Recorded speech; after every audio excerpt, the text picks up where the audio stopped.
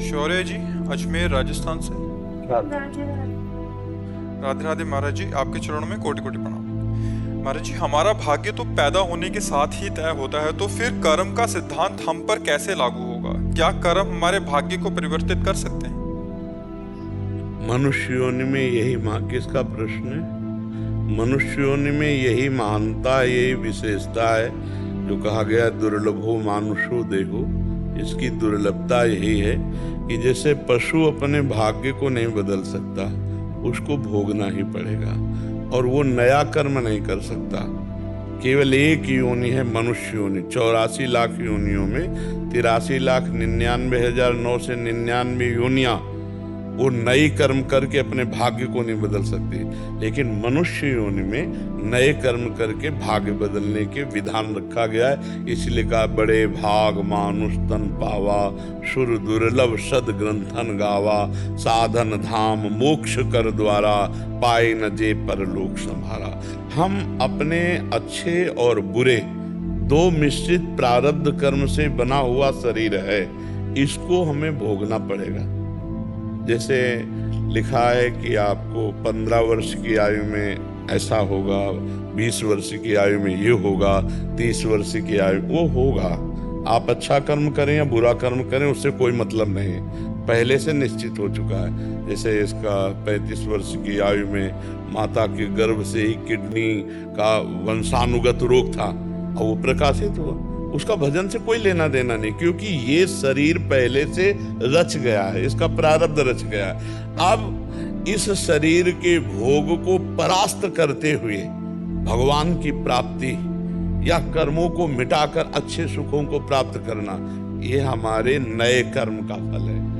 तो हम अब भजन के प्रताप से अब हमारा जो अगला आएगा, एक तो जन्म नहीं होगा, अगर जन्म होगा तो ऐसा होगा कि जैसा है ऐसा नहीं होगा। अब शरीर ऐसा होगा कि दिव्य होगा और भगवान के नाम गुण लीला का प्रचार प्रसार करने वाला होगा, अगर होगा। नहीं तो फिर नहीं होगा भगवान के धाम, क्योंकि नई खेती बहुत बढ़िया है। बचपन से और अभी तक जो बोया गया है उसकी फसल बहुत जोर की है। ये पुरानी फसल आके सड़ियल हमको गिराना चाहती थी तो हमें गिरा नहीं पाई, क्योंकि 18 वर्ष हो गए, सब कष्ट है, लेकिन हमारी दिनचर्या चल रही है, हमारा भजन चल रहा है, हमारा साधन चल रहा है। तो अगर हम केवल प्रारब्ध भोगते तो सड़ते होते ना। तो ये नवीन जो कर्म है ये हमारे पूर्व प्रारब्ध को दबा दिया। आया था प्रारब्ध मुझे नष्ट करने और नवीन कर्म ने उसको दबा दिया, और दोनों साथ ही चल रहे हैं। घुटने टेके दबा हुआ वो चल रहा है, कभी वो हमको दबाना चाहता है, कभी हम उसको दबाना चाहते हो। हमारी यात्रा पहुंच रही। जैसे कबड्डी के खेल वाले में विपक्ष दबा देला तो कबड्डी कबड्डी कबड्डी और पाली तक पहुंचना है, तो पाली तक राधा राधा राधा राधा राधा और आखिरी पाली राधा पहुंच गए श्री जी के पास। तो हमारा नया कर्म अगर जोरदार का है तो हमारे पुराने कर्म को दबा देगा, नष्ट नहीं कर सकता।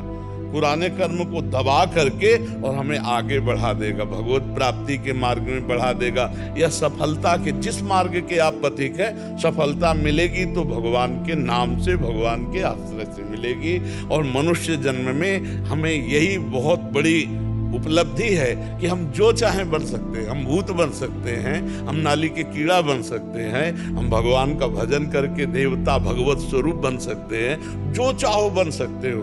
छूट है, पर गलत आचरण करके तो अच्छा नहीं बना जा सकता।